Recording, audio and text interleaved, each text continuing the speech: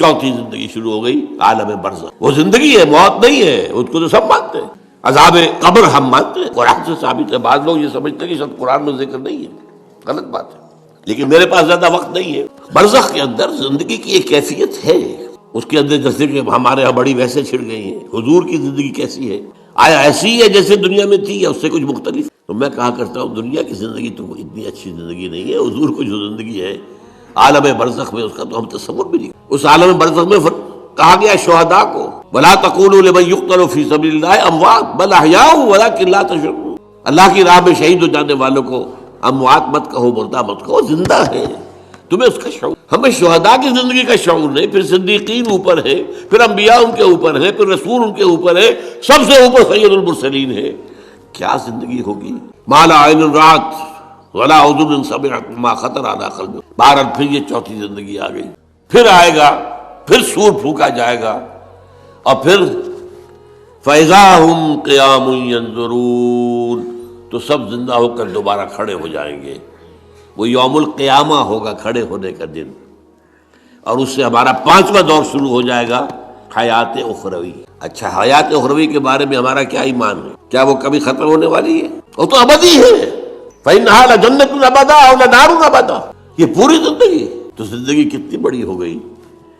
تو اسے پیمانہ امروز و فردا سے نہ ناپ، جاویداں پہم دواں ہر دم جواں۔ البتہ ایک کام کیا کیا ہے اللہ نے، یہ جو دو موتوں کے درمیان زندگی آئی ہے، پہلی موت جو کہ ہم عالم ارواح سے، اس کے بعد سلا دیے گئے، موت آ گئی نا، پھر اللہ نے زندہ کیا۔ پھر جو ہمیں موت آنے والی ہے میری اور آپ کی، ان دو موتوں کے درمیان ایک زندگی کا حصہ کٹ گیا اس میں سے۔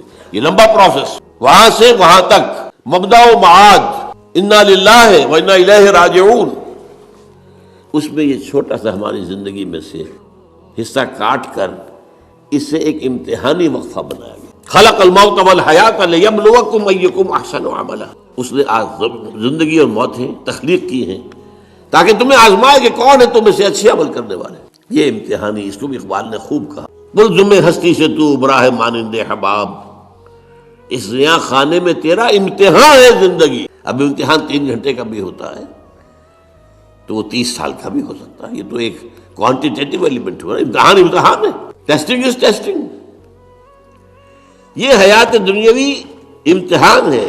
ملزم ہستی سے تو براہ مانند حباب، اس زیاں خانے میں تیرا امتحان ہے زندگی۔ اس کے بعد جب ہمیں دوبارہ اٹھا دیا جائے گا، حساب کتاب ہوگا، اعمال کا جزا و سزا کے فیصلے ہوں گے، اور پھر یہ جنت اور یہ دوزخ۔ وَإِنَّهَا لَجَنَّةٌ أَبَدًا أَوْ لَنَارٌ أَبَدًا۔ یہ حیات ایک ایمان باللہ اور ایمان بالآخرہ، ایمان بالآخرت کے ضمن میں پورے حیات انسانی کا ایک تصور جو ہے سامنے نظر۔ میں نے کہا تھا تخلیق کے بارے میں کچھ باتیں آپ کو بتاؤں۔ یہ جدید سائنس کے حوالے سے بھی بہت اہم چیزیں ہیں، اور یہ قرآن کی حکمت اور بدقسمتی ہماری یہ ہے کہ ہمارے جو فلسفی مسلمان ہوئے، ابن سینا ہو، فارابی ہو، کندی ہو، جو متکلمین ہوئے جنہوں نے عقل سے کام لے کر قرآن کی تفسیریں کی ہیں، امام راغب میں بہت بڑے مقام پر ہیں، اور ہیں بہت ہیں، کچھ صوفی مزاج صوفی ہے، فلسفی ہیں، ان سب نے اپنی زیادہ تر گفتگو کا دار و مدار یونانی حکماء اور فلاسفہ کی بات پر۔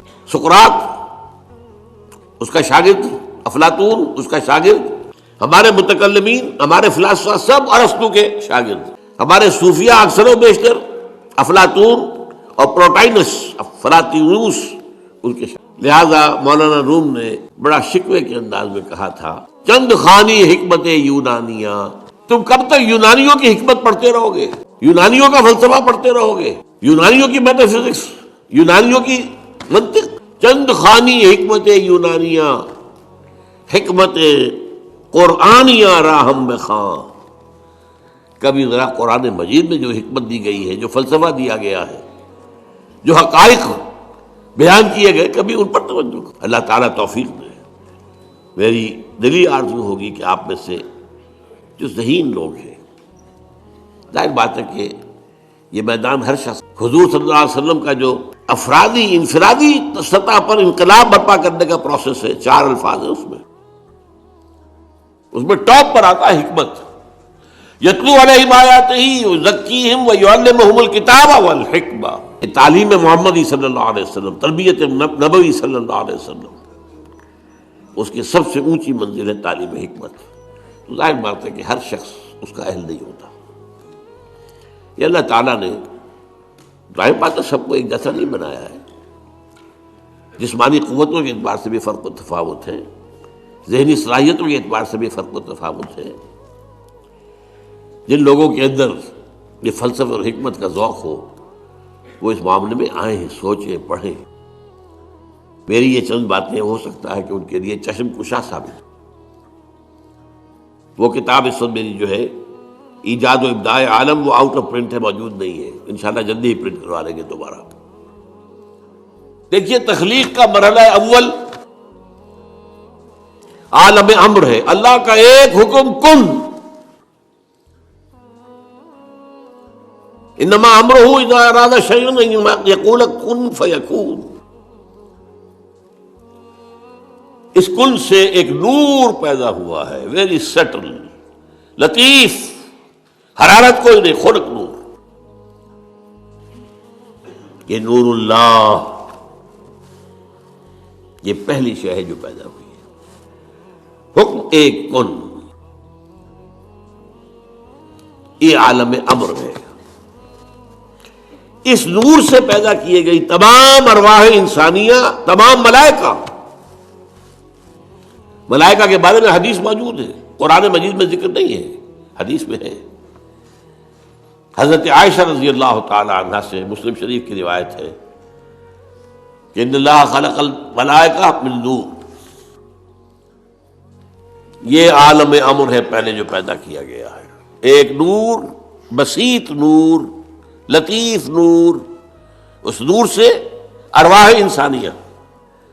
انہی میں ایک روح محمدی بھی تھی نا، جس کو نور محمدی بھی کہا جا سکتا ہے.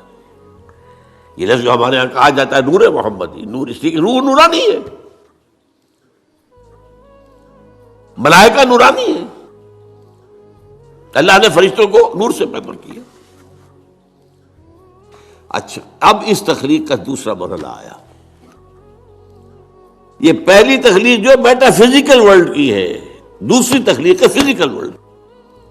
ایک اور امر کن، اور اس سے ایک بگ بینگ پیدا ہو. یہاں سے سائنس شروع ہوتی ہے. اس لیے کہ وہ جو پہلا معاملہ ہے وہ سائنس کے دائرے سے باہر کا ہے. ارواح ہو، ملائکہ ہو، یہ سائنس کے دائرے سے باہر. وہ عالم امر ہے. یہ عالم خلق شروع ہوا ہے اب. اور عالم خلق اور عالم امر میں ایک بڑا بنیادی فرق جان لیجئے.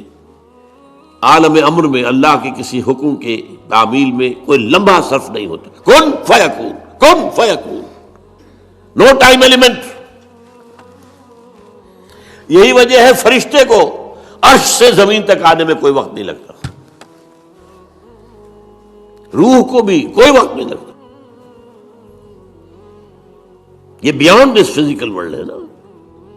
تو میٹا فزیکل ورلڈ کا تعلق ہے ان کا. یہ عالم امر سے ہے. امر میں وقت نہیں لگے گا قطعاً، خلق میں وقت لگے گا لازماً. آم کی گٹھلی ہے، آم کا پودا بننے میں 5-6 سال لگ جائیں گے. رحم مادر میں حمل ٹھہر گیا ہے، بچے کے پورے بننے میں 9 مہینے لگیں گے. ٹائم لگے گا. اٹس خلق. قرآن کہتا ہے ہم نے آسمان زمین 6 دن میں پیدا کیے. ٹائم لگا کہ نہیں لگا؟ تو یہ امر ہے وہ پہلا، جس میں کہ کیا ہے 3 چیزیں ہیں. اللہ کا نور جو بہت لطیف ہے، وہ خزانہ ہے، اسی سے بنی ارواح انسان کی ہے، اس سے بنے فرشتے. اور چوتھی چیز نوٹ کیجئے، وہی بھی عالم امر سے متعلق ہے. اس لیے کہ وہ ایک کمیونیکیشن ہے بٹوین روح انسانی یا روح نبوی اور الروح القدس. جبرائیل کون ہے؟ فرشتہ. روح محمدی یہ بھی نوری، وہ بھی نوری. یہ ان دونوں کا کمیونیکیشن ہے وہی. لہذا اس کا تعلق بھی عالم خلق سے نہیں ہے، عالم امر سے. بہت پیارا شعر کہیں کہا ہے، کس کیفیت میں کہا ہے میں نہیں سمجھ سکتا.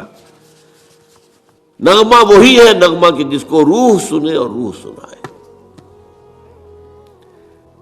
روح محمدی نے سنا ہے، اس کان سے نہیں سنا حضور نے، یہ نوٹ کر دیجئے، کبھی پڑھیے حقیقت وحی نامی کتاب مولانا سعید احمد اکبر آبادی کی۔ وحی کی حقیقت کیا ہے؟